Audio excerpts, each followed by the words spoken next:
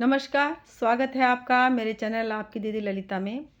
तो आज मैं आपको बताऊँगी कि हम भगवान भोलेनाथ की पूजा में कौन-सी वो एक चीज़ चढ़ाकर अपनी मनोकामना को पूर्ण कर सकते हैं।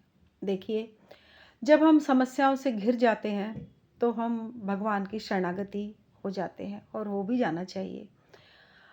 भगवान को जब हम बहुत समस्या में घिर जाते हैं, पंडित के पास जाते हैं, तो हम पूछते हैं उपाय के लिए। यदि वो खर्चीले उपाय भी बताते हैं, तो हम उन्हें भी करने को तैयार हो जाते हैं।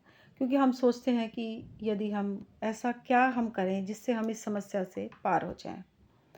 तो हम अब जो सामर्थ्यवान व्यक्ति है, वो तो खर्चीले उपाय भी कर लेगा। लेकिन जो व्यक्ति गरीब है या जो ये उपाय करने में असमर्थ है, वो कैसे भगवान की भक्ति को पाए या वो कैसे उन उपायों को करे कि जिससे वो समस्या से पार हो जाए। और आजकल समस्या तो आपको पता ही है कि कोई भी ऐसा व्यक्ति नहीं है जिसके पास कोई समस्या ना हो। तो हम एक छोटा-सा उपाय करके भगवान की भक्ति को भी पा सकते हैं, अपनी मनोकामना की पूर्ति भी कर सकते हैं और समस्या से पार भी हो सकते हैं। वो चीज़ ज़्यादा बड़ी भी नहीं है और आसान भी है।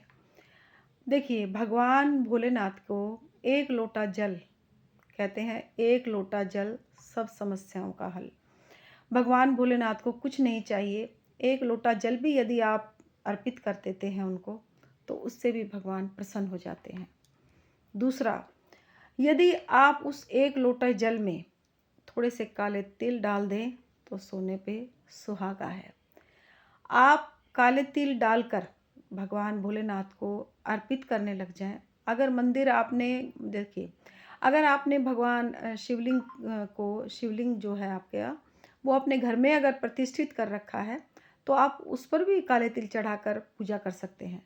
यदि घर में नहीं स्थापित कर रखा, तो आप मंदिर में भी जाकर लोटे में थोड़े काले तिल डालकर और भगवान की पिंडी पर चढ़ाकर अपनी मनोकामना को बोलकर आप अपनी समस्या से पार हो सकते हैं। तो कैसे क्या तरीका है इसका, वो बताती हूँ मैं। आप काले तिल आप एक लोटा जल भरिए, उसमें पहले तो आप गंगा जल डालिए, फिर आप सादा जल भरिए और लोटा लेकर आप भगवान भोलेनाथ के मंदिर में चले जाइए। अगर घर में आपने शिवलिंग को स्थापित नहीं कर रखा है तो। वहाँ जाकर सबसे पहले आप जब मंदिर में जाएँगे, तो पहले भगवान की जो दहलीज है, उसको प्रणाम करें। सीधे पैर से आप मंदिर में जाएँ, प्रवेश करें। फिर आप सबसे पहले वो जो लोटा आपने जल का लिया है, वो पहले गणेश जी को अर्पित करें। उसके बाद कार्तिकेय जी को अर्पित करें। फिर आप गौरा जी को अर्पित करें। फिर उसके बाद नंदी जी को अर्पित करें। फिर आप हस्तकमल है माँ पार्वती का, जैसे जो जलहरी बनी हुई है, ऐसे करके जिस पे भगवान भोलेनाथ की जो पिंडी है वो विराजमान है, आप वो जो जलहरी है उसके पहले हस्तकमल पर भी आप अर्घ्या देवी बोलते हैं, उनको भी आप जो काले तिल मिश्रित जल है उसको चढ़ाएँ। फिर अंत में आप भगवान भोलेनाथ की पिंडी पर जल को अर्पित कर दें और अपनी मनोकामना भी बोलें। कहते हैं काले तिल का प्रयोग करने से भगवान भोलेनाथ अति शीघ्र प्रसन्न होते हैं। काले तिल को प्रदान करने से भगवान भोलेनाथ को बहुत ही शीतलता और बहुत ही इन्हें प्रिय हैं ये काले तिल। कहते हैं कि काले तिल को यदि अर्पित जल को कोई जिस पर बहुत ज़्यादा कर्जा चढ़ा हुआ है, वो व्यक्ति अगर इस को निरंतर प्रयोग में ले आए अपने, तो उसका कर्जा बहुत ही जल्दी उतर जाता है।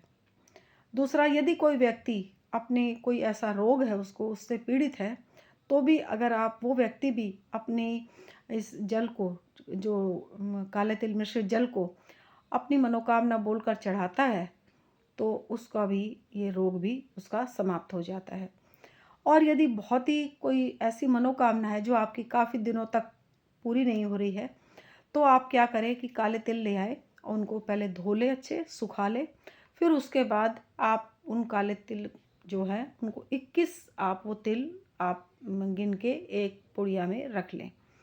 जब आपको मंदिर जाना है तो मंदिर में आप जाएं और उन तिलों को एक एक करके ओम नमः शिवाय बोलकर इस मंत्र को, या श्री शिवाय नमस्तुभ्यम, या ओम जैसे नमः शिवाय, ये तो मंत्र आपका मतलब बहुत ही अच्छा मंत्र है।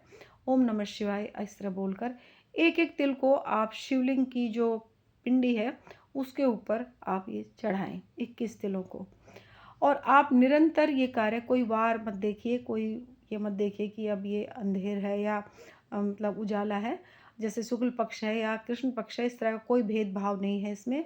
आप 6 महीने तक अगर इस उपाय को करेंगे तो आपकी ऐसी कौन-सी मनोकामना है जो भगवान भोलेनाथ आपकी पूरी नहीं करेंगे।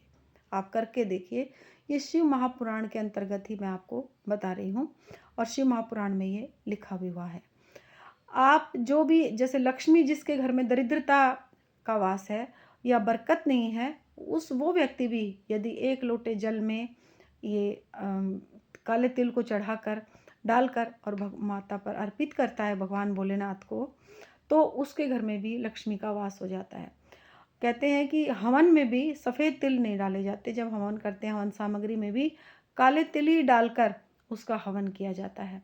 जितने ज़्यादा काले तिल होते हैं आप उस हवन सामग्री में मिला लीजिए और आप आहुति अगर जब उसकी देते हैं, जैसे गाय के गोबर का कंडा बना लीजिए, हवन सामग्री आप तैयार कर लीजिए, जौ डालेंगे उसमें, शहद डालेंगे, कपूर डालेंगे और जैसे मिश्री डालेंगे या बताशा डालेंगे, तो उसमें काले तिल भी आप मिला लीजिए अपनी तरफ से।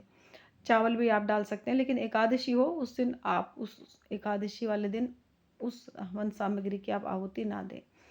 तो इस तरह से आप करेंगे तो आहुति देंगे, जैसे 5 आहुति आप भगवान भोलेनाथ के नाम से देंगे, तो जो काले तिल मिश्रित हवन सामग्री है उसको, तो आपके घर में भी लक्ष्मी का वास होगा और बरकत भी आने लग जाएगी। कहते हैं जो काले तिल चढ़ाता है भगवान भोलेनाथ को या भगवान भोलेनाथ के बिल्कुल आश्रित हो जाता है, समर्पित हो जाता है, तो भगवान भोलेनाथ उस पर प्रसन्न होकर उसे संपन्नता प्रदान करते हैं, उसकी वंश वृद्धि करते हैं, उसके घर में सकारात्मकता का वास हो जाता है और उसके घर में रोगी व्यक्ति भी निरोगी जीवन जीकर भगवान भोलेनाथ की कृपा का पात्र बन जाता है। तो इस तरह से आप जब ये कार्य करेंगे तब आपको पता होगा, लगेगा। तो आप इस काम को अवश्य करें और काले तिल आप चढ़ाकर 6 महीने तक भगवान भोलेनाथ को चढ़ाकर देखिए, आपके घर में बहुत ही जो भी आपकी मनोकामना होगी वो शीघ्र ही पूर्ण होगी। तो आज के लिए इतना ही, कल फिर मिलूँगी एक अच्छी सी वीडियो के साथ। तो आप मेरी वीडियो को लाइक करें, शेयर करें और अम, अम, भगवान भोलेनाथ की भक्ति में इसी तरह लगे रहें। जय माता की। हर हर महादेव।